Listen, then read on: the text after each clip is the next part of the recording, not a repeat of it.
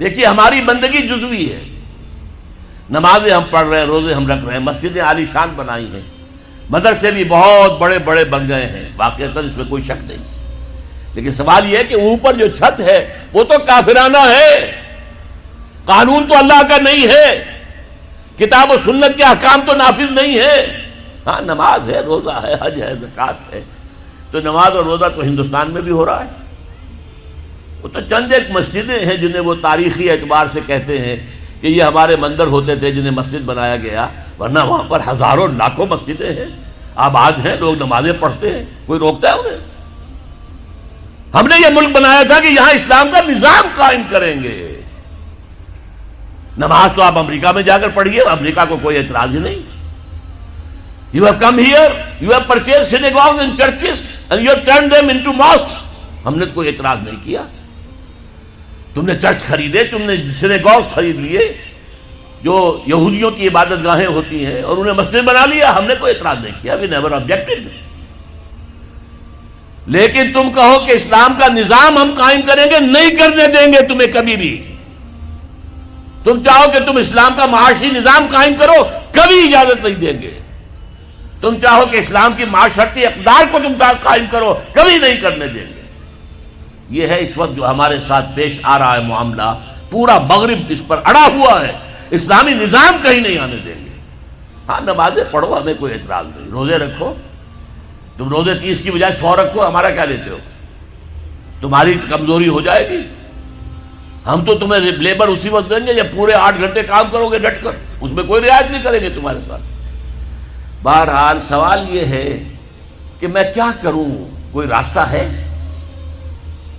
دیکھیے کنویں میں، اب آج کل تو وہ کنویں اس طرح کے ہیں نہیں، دیہات میں تو ہے، کنویں میں کتا گر گیا، بلی گر گئی، مردار ہے کنویں کے اندر، کنویں کا پانی حرام ہو گیا، نجس ہو گیا، لیکن آخر کو راستہ تو ہے نا بھائی، اتنا پہلے تو اس کتے کو یا اس بلی کی لاش کو نکال کے باہر پھینکو، اور پھر اتنے ڈول اور نکال کر باہر پھینک دو، پھر وہ پانی صاف ہے۔ اس کا کیا نام ہے؟ کفارہ۔ اسی طرح رمضان کا روزہ تھا، آپ سے صبر نہیں کیا گیا، اپنی بیوی سے ہم بستری کر بیٹھے دوپہر کے وقت، روزہ ٹوٹ گیا، اب کیا ہے؟ اس کی گناہ کی کوئی بدل بھی ہے؟ ہاں ہے، 60 روزے رکھو اب متواتر پے بپے، 60 روزے، تب کفارہ ہوگا اس گناہ کا، تم نے فرض روزہ توڑ دیا۔ ہاں اگر نفلی روزہ تھا تو توڑ دیا تو صرف اس کی قضا دینی ہوگی بس، فرض روزہ اسے توڑ دیا ہے تو اس کے لیے تو 2 مہینے کے 60 روزے پے بپے رکھنے پڑے۔ تو اب ہم جو کفر کے تحت زندگی گزار رہے ہیں، اور اس اعتبار سے اللہ کی نگاہ میں ہم کافر ہیں، لیکن سوال یہ ہے کہ جائیں تو کہاں جائیں، کریں تو کیا کریں؟ نظام کفر کا ہے، قرآن کہتا ہے وَمَن لَّمْ يَحْكُم بِمَا أَنزَلَ اللَّهُ فَأُولَٰئِكَ هُمُ الْكَافِرُونَ۔ جو لوگ قرآن کی، اللہ کی اتاری ہوئی شریعت کے مطابق فیصلے نہیں کرتے، وہی تو کافر ہے۔ کافر کسے کہتے ہیں؟ اقبال نے کہا نا، بتوں سے تجھ کو امیدیں، خدا سے نو امیدی، مجھے بتا تو صحیح اور کافری کیا ہے؟ تمہاری ساری امیدیں امریکہ کے ساتھ وابستہ ہیں، وہ مسئلہ طے کرا دے، وہ یہ کرا دے، وہ کرا دے، وہ معاملہ ہمارا، وہی تو سب سے بڑا چور وہی ہے، سب سے بڑا ڈاکو وہی ہے، سب سے بڑا اسلام کا مخالف وہی ہے، اور اسی کے پاس ہم جاتے ہیں۔ قرآن کا فتویٰ تو یہ کہ تم کافر ہو۔ ہاں انفرادی طور پر تم مسلمان ہو، اجتماعی طور پر قومی سطح پر تم کافر ہو۔ وَمَن لَّمْ يَحْكُم بِمَا أَنزَلَ اللَّهُ فَأُولَٰئِكَ هُمُ الْكَافِرُونَ۔ یہ 7واں رکوع ہے سورہ مائدہ کا، اور پھر فرمایا وَمَن لَّمْ يَحْكُم بِمَا أَنزَلَ اللَّهُ فَأُولَٰئِكَ هُمُ الظَّالِمُونَ۔ جو اللہ کے اتارے ہوئے قانون کے مطابق فیصلے نہیں کرتے وہی تو مشرک ہیں، اللہ کے حکم کو چھوڑ کے کسی اور کے حکم پر فیصلہ کر رہے ہو، اس سے بڑا شرک کیا ہوگا؟ اور تیسری مرتبہ فرمایا وَمَن لَّمْ يَحْكُم بِمَا أَنزَلَ اللَّهُ فَأُولَٰئِكَ هُمُ الْفَاسِقُونَ۔ وہی تو فاسق ہیں، فاجر ہیں، وہی تو سرکش ہیں، وہی تو باغی ہیں، وہی تو غدار ہیں اللہ کے، جو اللہ کی شریعت کے مطابق فیصلے نہیں کرتے۔ اب ان 3 آیتوں کے روح سے سمجھ لیجئے ہم کہاں کھڑے ہیں، کیا کر رہے ہیں۔ دیکھیے میں آپ کو ایک مثال دیتا ہوں، ہماری آبادی کا میں سمجھتا ہوں اکثریت تو وہ ہے جو نماز روزے کے لیے پابند نہیں ہے. ان چیزوں کا چرچا شہروں میں زیادہ، دیہات میں بہت کم رہ گیا، بہت کم، بہت کم.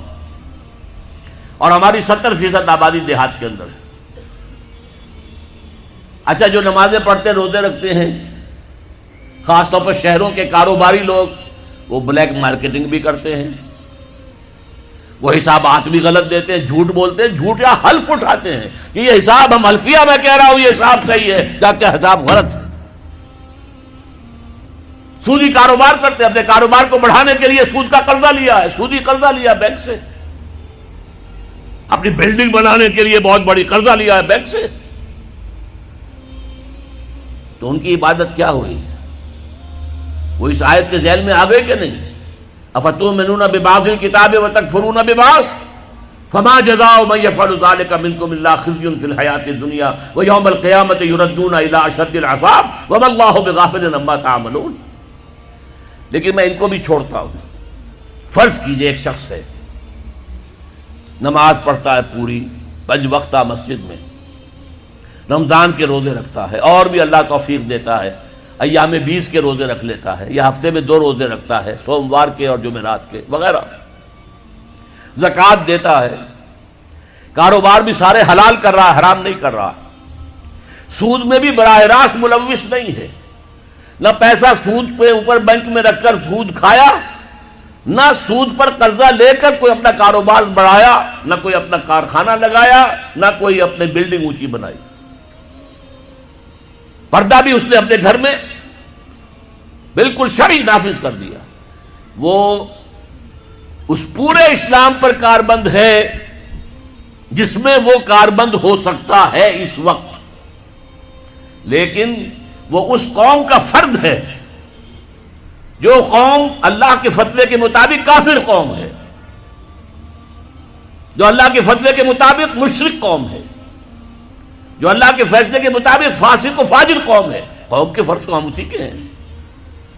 چور کا ہاتھ تو نہیں کاٹا جا رہا، ڈاکوؤں کو وہ سزا تو نہیں جا رہی سورہ مائدہ میں جو آئی ہے، ان کے ہاتھ اور پاؤں مقابل سم سے کاٹ دیے جائیں، یا یہ کہ انہیں ملک سے باہر دفع کر دیا جائے، قتلوا تقتیلا، ان کے ٹکڑے کر دیے جائیں. ڈاکوؤں کو کوئی سزا ملتی ہے ایسی؟ اول تو پکڑنے کا کیا سوال، پکڑ گئے تو رشوتیں دے کر چھوٹ جائیں گے. یہاں تو عدل بھی جو ہے خریدا جا سکتا ہے بڑے آرام سے، اور نہیں تو 4-6 مہینے جیل میں رہ لیں گے. وہاں بھی ان کا بڑا راج ہوتا ہے. جو ڈاکو ہوں ان کے اندر ان کی تو ہیبت ہوتی ہے، جیل کے صدری خود ان سے ڈرتے ہیں، ساری چیزیں حرام ان کے پاس وہاں بھی پہنچتی ہیں، جیل کے اندر نکل آئیں گے. اللہ اللہ خیر صلی اللہ. کہیں شرعی سزا دی گئی کسی ڈاکو کو؟ یہاں ابھی تو یہ بڑی بحثیں چل رہی ہیں. حدود قوانین جو بنائے گئے تھے وہ بڑی جلدی میں بنائے گئے تھے، کچھ خلا اس میں رہ گئے ہیں، لیکن اصل میں جو لوگ شور مچا رہے ہیں وہ تو وہ ہیں جو کہتے ہیں کہ یہ اسلامی سزائیں وحشیانہ ہیں. بے نظیر بھٹو کا کہنا ہے یہ وحشیانہ سزائیں ہیں، اللہ کی دی ہوئی سزائیں وحشیانہ ہیں. معاذ اللہ ثم معاذ اللہ ثم معاذ اللہ کلمہ کفر ہے.